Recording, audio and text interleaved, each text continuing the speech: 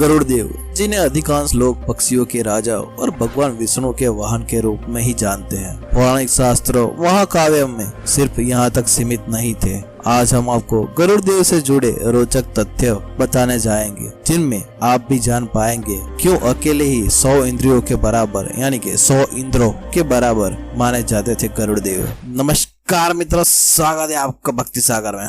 असली शक्ति ही हमारी भक्ति है। वीडियो में आगे बढ़ने से पहले अगर आपने हमारी चैनल को सब्सक्राइब नहीं किया है तो सब्सक्राइब कर लीजिए, ताकि आप ऐसे ही धर्म के रहस्य के बारे में जान सके।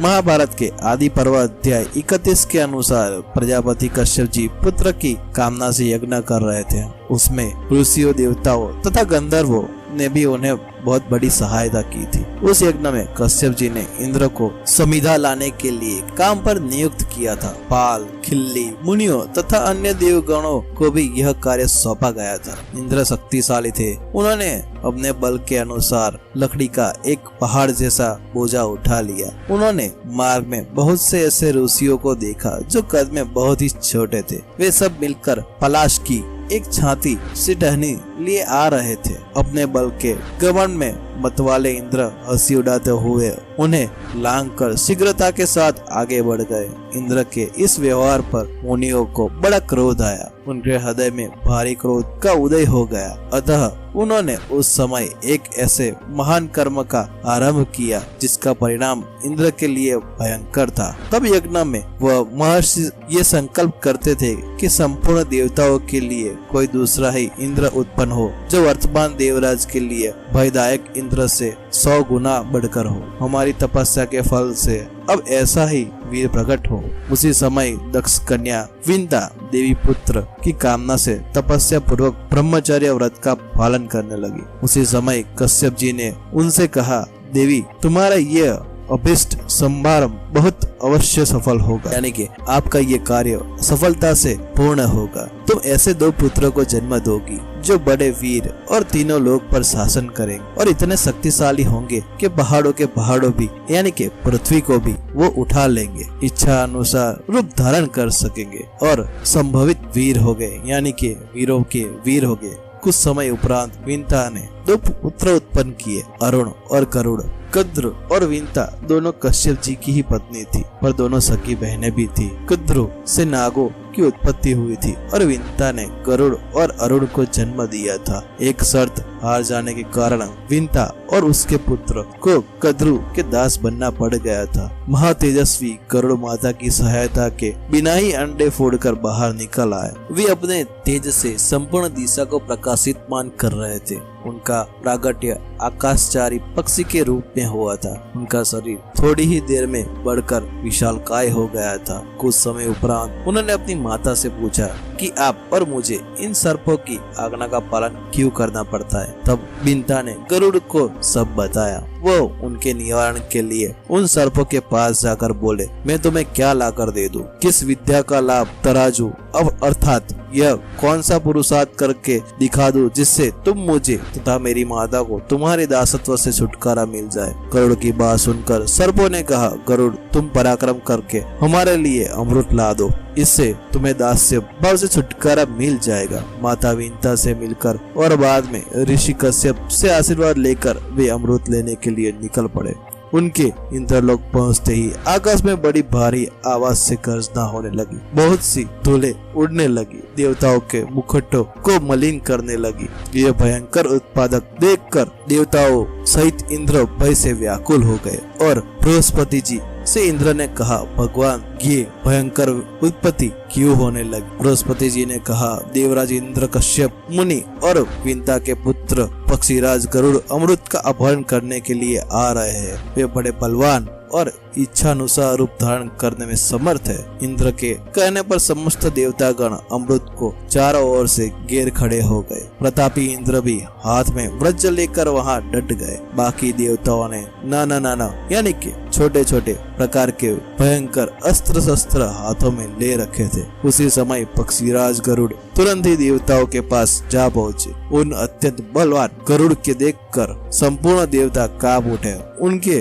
सभी आयुध आपस में ही आघात प्रत्याघात करने लगे। महातेजस्वी विश्वकर्मी जी अमृत की रक्षा कर रहे थे, पर वह क्षण भर भी पक्षी राज के सामने टिक न पाए। उनको गरुड़ देव ने बुरी तरह से घायल कर दिया। तदंतर पक्षी राज ने पंखों को प्रचंड वायु से बहुत ही दूर उड़ाकर वहां पर रख दिया और अंधकार फैला दिया। अमृत की रक्षा करने वाले देवता भी इस प्रकार की धूल से ढक जाने के कारण कुछ देख नहीं पा रहे थे। इस तरह गरुड़ देव ने पंखों तथा जानवरों की मार से देवताओं को अंग अंग वितीर्ण कर दिया था। तब इंद्रदेव के कहने पर वायुदेव ने बड़े वेग से धूल उड़ाकर दूर कर दी थी। अब देवता उन पर पट्टी पर एक शूल और गदा आदि छोटे प्रकार के अस्त्र शस्त्र द्वारा प्रहार करने लगे। तो भी पक्षीराज गरुड़ देवताओं के साथ तुमुल युद्ध करके तनिक भी विचलित नहीं हुए। आकाश में खड़े खड़े ही पंखों और छाती के धक्कों से उन्हें सबको चारों ओर मार गिराया। गरुड़ से पीड़ित और दूर फेंके गए देवता इधर उधर भागने लगे। पक्षीराज से पराजित हुए साध्वी और गंधर्व उत्तर दिशा में भागने लगे। वसुओं तथा रुद्र ने दक्षिण दिशा में शरण ली। आदित्य गण पश्चिम दिशा की ओर भाग गए तथा अश्विन कुमारों ने उत्तर दिशा की आश्रय लिया। इसके बाद गरुड़ जी ने 9 पक्षों के साथ युद्ध किया। क्रोध में भरकर उन सबको पंखों, नाखूनों और चोंच के अग्रभाग से विदीर्ण कर डाला। अमृत की रक्षा के लिए 2 सर्वश्रेष्ठ सर्प नियुक्त किए गए थे। गरुड़ ने उन दोनों को देखा और वे वेग पूर्वक आक्रमण करके उन दोनों को सर्पों से शरीर से यानी के बीच से काट दिया। फिर वे अमृत की ओर झपटे और उसकी रक्षा में लगे चक्र को तोड़ फोड़ कर डाला और अमृत के पात्र को उठाकर बड़ी तेजी से वह वहां से उड़ गए। उन्होंने स्वयं अमृत को नहीं पिया, केवल उसे लेकर शीघ्रता पूर्वक वहां से निकल गए। उस समय आकाश में गरुड़ की भगवान विष्णु से भेंट हो गई। भगवान नारायण गरुड़ के पराक्रम से बहुत ही खुश हुए थे। विष्णु जी ने बोला,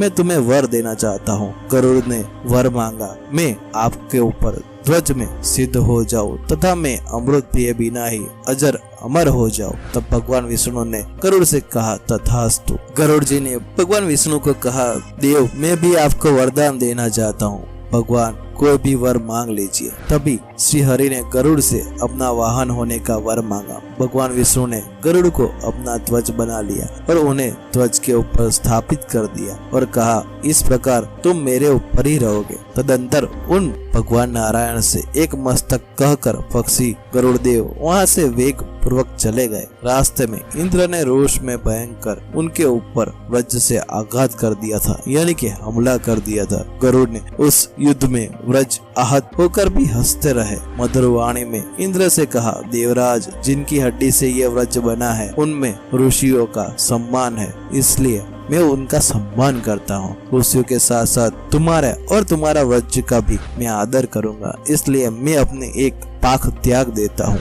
तुम्हारे व्रज के प्रहार से मेरे शरीर में कुछ भी पीड़ा नहीं हुई। गरुड़ पर व्रज भी निष्फल हो गया था।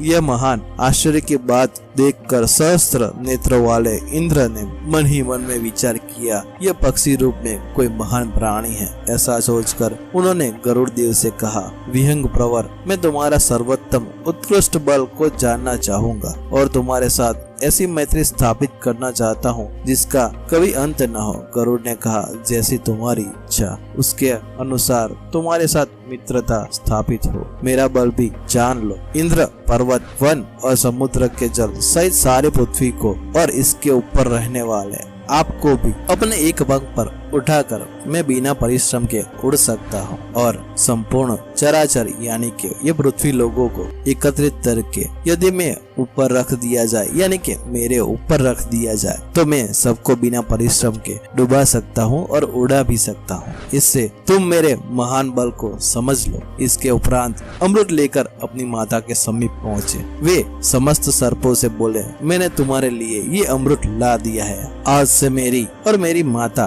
दासी पद से मुक्त हो जाए। हालांकि इंद्र और गरुड़ देव ने पहले ही एक योजना बना ली थी। उन्होंने अमृत को हरने की। वे अमृत वही वापस पहुंच गया था जहां से गरुड़ जी लाए थे। वे गरुड़ ही थे जिन्होंने वास्तव में इंद्रजीत के नागपाश से लक्ष्मण जी को मुक्त किया था। भगवत गीता में श्री कृष्ण कहते हैं वह पक्षी में श्रेष्ठ गरुड़ है। महाभारत में श्री कृष्ण भी इन पर ही सवार होकर अपने कितने ही शत्रु का संहार करने को निकले थे। तो दोस्तों, आप तो जान ही गए होंगे कि गरुड़ जी कौन थे और कितने बलवान थे। वीडियो को अंत तक देखने के लिए धन्यवाद। अगर आपको ये वीडियो पसंद आई है तो वीडियो को लाइक कीजिए और कमेंट बॉक्स में जय गरुड़ देव लिख के हमारा हौसला बढ़ाइए। और ऐसे ही धर्म के रहस्य के बारे में जानने के लिए आज ही हमारे चैनल को सब्सक्राइब कीजिए। धन्यवाद।